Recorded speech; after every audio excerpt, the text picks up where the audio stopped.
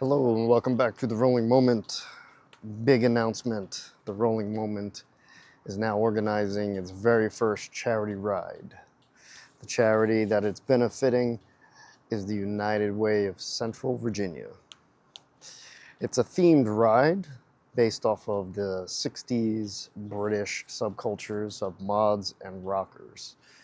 The mods would dress up in suits, have really sharp haircuts, and ride scooters like Vespas and Lambrettas, as well as listen to jazz and rhythm and blues music.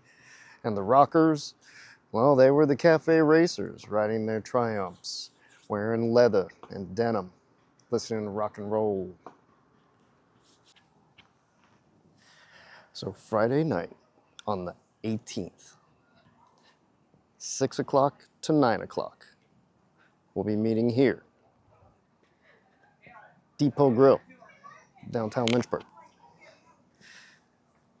Just a little meet and greet. Bring your machine, show it off.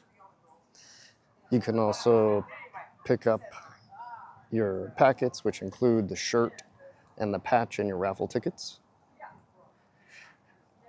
Appetizers are complimentary, thanks to Depot Grill.